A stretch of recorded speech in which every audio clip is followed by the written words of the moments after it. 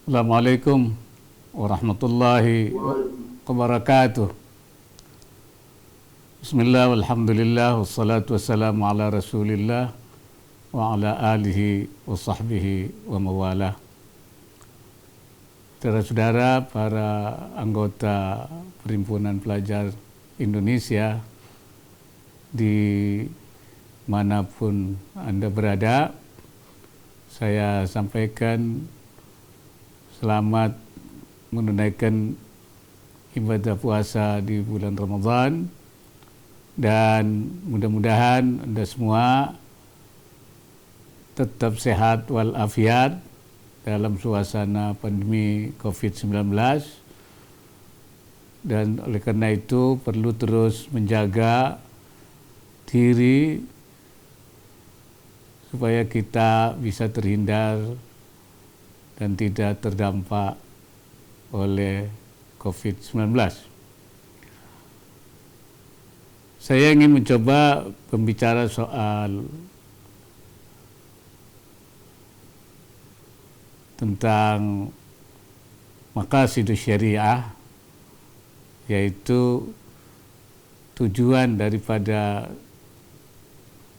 diberlakukannya syariat Islam pada dasarnya adalah untuk membangun kemaslahatan, atau bahasa yang biasa kita pakai itu dalam rangka iqamatul masalih wal manafi', membangun kemaslahatan dan kemanfaatan dalam semua aspeknya, lahir dan batin, dan juga termasuk di dalamnya adalah izalatul mafasid wal adrar, menghilangkan berbagai kerusakan, bahaya-bahaya yang menimpa masyarakat.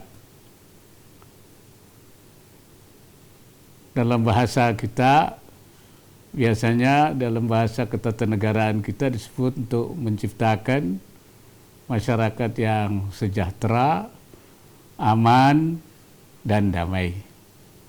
Sebagai bangsa Indonesia, kita harus beruntung karena kita memiliki landasan bernegara yang kuat, yang sangat dimungkinkan untuk bisa membangun apa yang kita inginkan dari terwujudnya maqasidus syariah itu. Landasan yang saya maksud itu adalah kesepakatan daripada bangsa ini oleh para pendiri bangsa. Ittifakat, yaitu kesepakatan atau mitsaq. Kesepakatan itu antara lain adalah Pancasila, karena Pancasila itu adalah titik temu di antara seluruh kelompok masyarakat di Indonesia yang berbeda-beda. Itu bahasa agamanya kita sebut Pancasila itu sebagai kalimatun sawa. Kemudian Undang-Undang Dasar 45 yang merupakan mekanisme kita di dalam mewujudkan keinginan kita membangun kesejahteraan itu, dan juga NKRI, Negara Kesatuan Republik Indonesia. Karena itu maka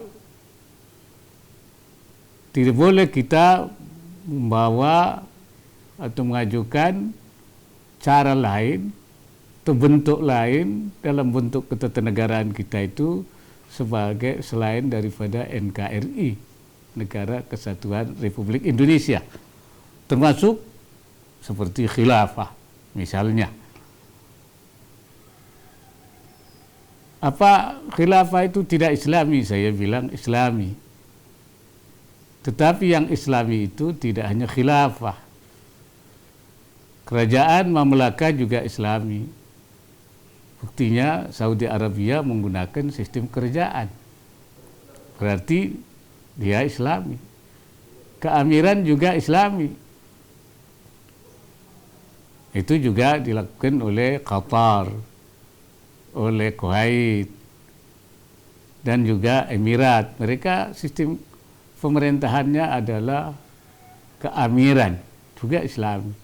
Republik selain Indonesia, Mesir, Pakistan, Republik Islam Pakistan, kemudian Turki, itu semua republik-republik itu. Jadi sebenarnya kenapa misalnya khilafah tidak boleh di Indonesia? Bukan karena Islami atau tidak Islami, karena menyalahi kesepakatan. Mukhalafatul mitsaq. Nah, kesepakatan itu yang harus kita jaga. Karena itu maka banyak orang mengatakan Indonesia ini sebagai menurut perspektif Islam sebagai negara kesepakatan, ada yang menyebutkannya dengan darul ahdi wasyahada, ya, ada yang menyebutnya dengan darus suluh. Saya lebih suka menyebutnya dengan darul mitsaq karena ada ayat mengatakan fa in kana bainakum wa bainahum mitsaqun fadiyatun musallamatun ila ahlihi. Jadi karena ada mitsaq itu maka kita harus menjaga kesepakatan-kesepakatan. Nah, itu ya yang saya katakan bahwa 3 pilar inilah merupakan landasan yang kuat di dalam kita berbangsa dan bernegara, dan sangat dimungkinkan untuk bisa mewujudkan upaya-upaya membangun kemaslahatan, membangun kesejahteraan, atau mewujudkan dalam bahasa agama kita maqasidus syariah. Pemerintah sudah melakukan upaya-upaya sejak mulai dari periode pertama sampai dengan periode yang sekarang.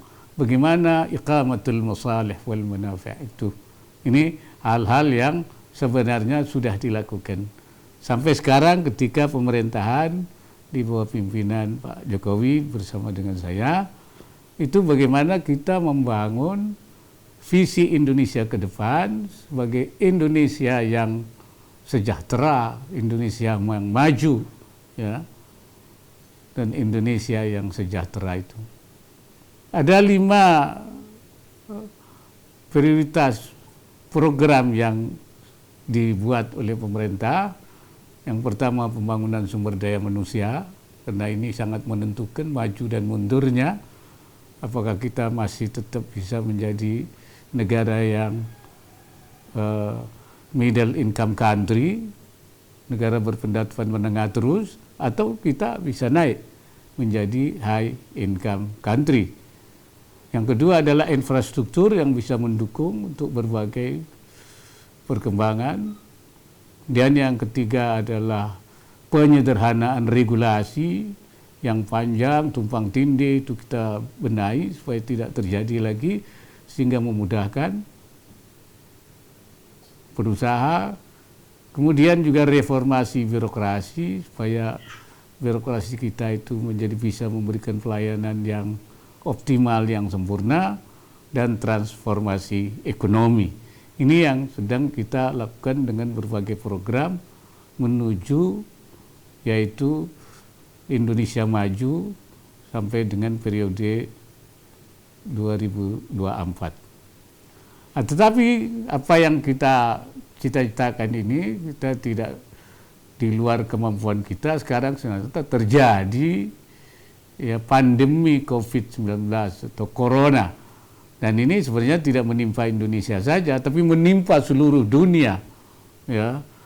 Lebih dari 200 negara, 212 atau 213 negara sudah terpapar, dan dampaknya itu bukan hanya masalah kesehatan, jiwa manusia yang terancam, juga masalah sosial dan masalah ekonomi, juga termasuk di negara kita.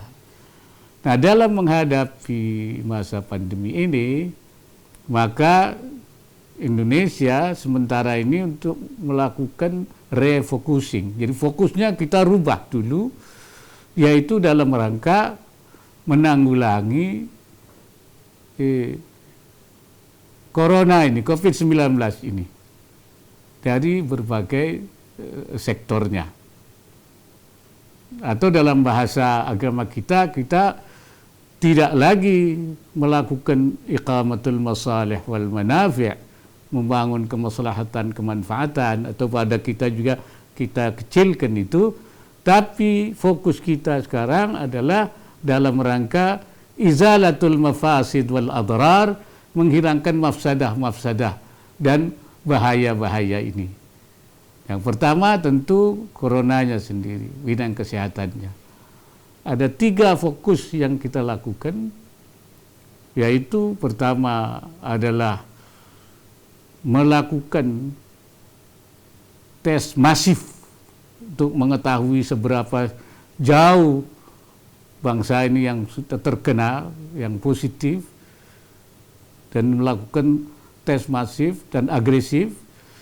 Nah, yang kedua kita lakukan yaitu pelayanan kesehatan, perawatan, isolasi, pengobatan yang intensif untuk memperbesar yang sembuh, untuk memperkecil yang meninggal. Ini dilakukan terus intensifikasi sehingga sekarang yang sembuh mulai banyak dan yang meninggal mulai mengecil. Dan yang ketiga adalah yang kita sebut dengan PSBB, yaitu pembatasan sosial berskala besar untuk membatasi berbagai hal, baik transportasi, kemudian juga kegiatan ekonomi, dan yang lain-lain, sampai kita belajar dari rumah, ibadah juga dari rumah, bekerja pun dari rumah, semua dibatasi ini. Ini hal yang, dan seperti kita, yaitu slogan kita, belajar dari rumah, kemudian ibadah dari rumah, bekerja dari rumah, kemudian physical distancing, menjaga jarak, mencuci tangan, kemudian melakukan imunitas tubuh kita supaya tidak mudah terpapar. Ini 3 hal inilah di dalam rangka izalatul mafasid wal adrar. Bahkan juga mudik pun dilarang untuk menghindari terjadinya penularan-penularan, dalam rangka semua ini mengamalkan la darara wa la dirar. Jangan sampai membahayakan diri sendiri dan jangan membahayakan orang lain. Di bidang sosial juga pemerintah kita melakukan upaya-upaya penanggulangan, karena akibat daripada ketidak berjalan dengan normal ekonomi terjadi penambahan jumlah orang-orang miskin.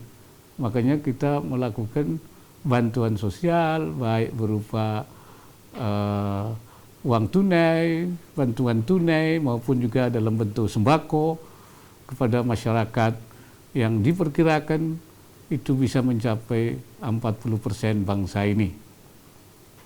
Dan karena ekonomi juga terdampak, supaya ekonomi ini tidak kemudian tambah parah dan supaya jangan sampai nanti juga tidak bisa bangun kembali dalam rangka recovery, dalam rangka pemulihan, maka diberikan stimulan, ya, relaksasi, kemudian juga restrukturisasi, pembebasan bunga, kemudian juga penangguhan, pembayaran hutangnya, dan berbagai. Semuanya ini di dalam rangka penanggulangan, seperti saya katakan tadi, yaitu menjaga suasana agar kita masih dalam kondisi yang baik, izalatul mafasid wal adrar.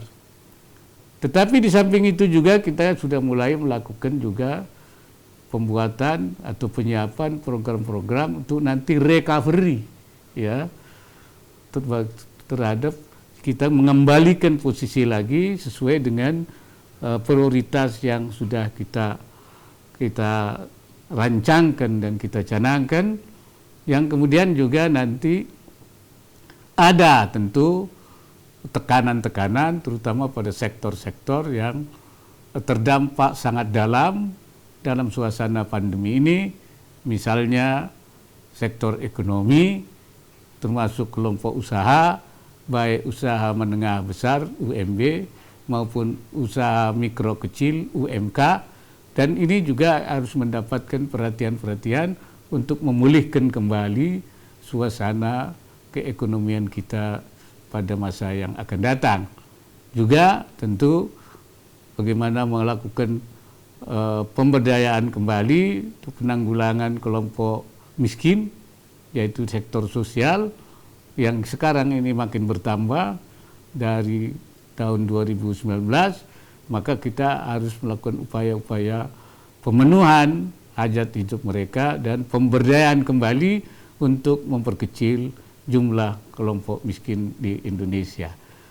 Jadi itulah beberapa kita di dalam rangka bagaimana berusaha mewujudkan maqasidus syariah, membangun kemaslahatan-kemaslahatan dengan tentu saja sesuai dengan hal-hal yang kita hadapi secara real, dengan suasana yang nyata, dengan merespon berbagai masalah yang kita hadapi bagi kita sebagai bangsa.